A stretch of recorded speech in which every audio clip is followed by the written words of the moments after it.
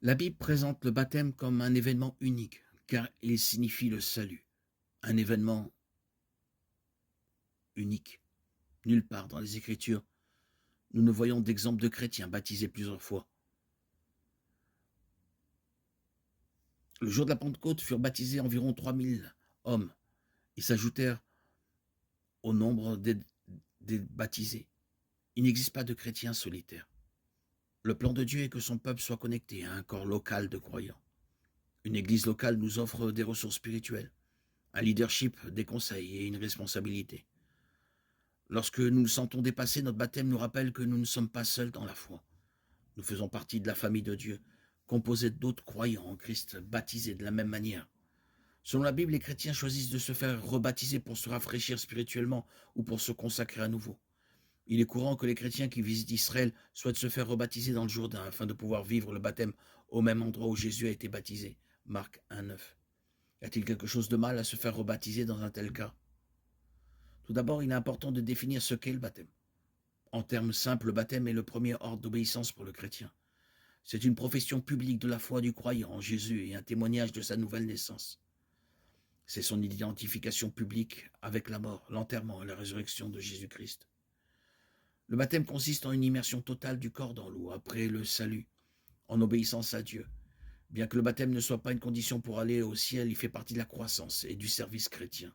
Actes 2, 37-38, Romains 6, 3, 4, 1 Pierre 3, 21. En plus de l'aspect d'identification du baptême, le baptême présente d'autres avantages. L'un d'eux est que le baptême renforce notre foi.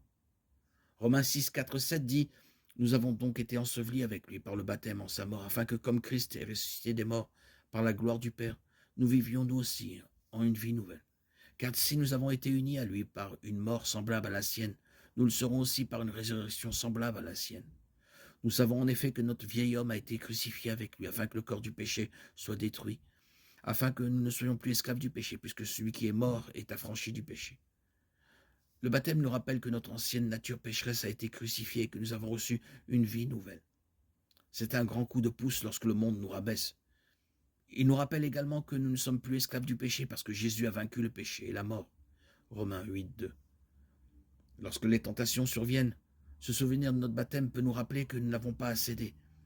Un autre avantage du baptême est qu'il permet généralement de rejoindre un groupe local de croyants.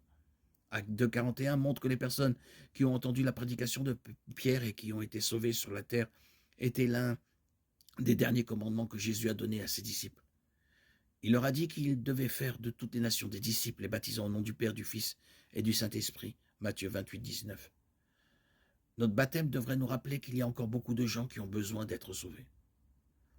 Un autre avantage du baptême est qu'il nous encourage à partager le Christ avec les autres. Il est possible de choisir de se faire rebaptiser, mais cela n'apporte pas vraiment de bénéfice spirituel. Si l'on part du principe que l'on est motivé par Dieu, se faire rebaptiser n'est pas un péché, mais ce n'est pas non plus nécessaire. On peut trouver un rafraîchissement spirituel en méditant simplement sur la signification de son baptême.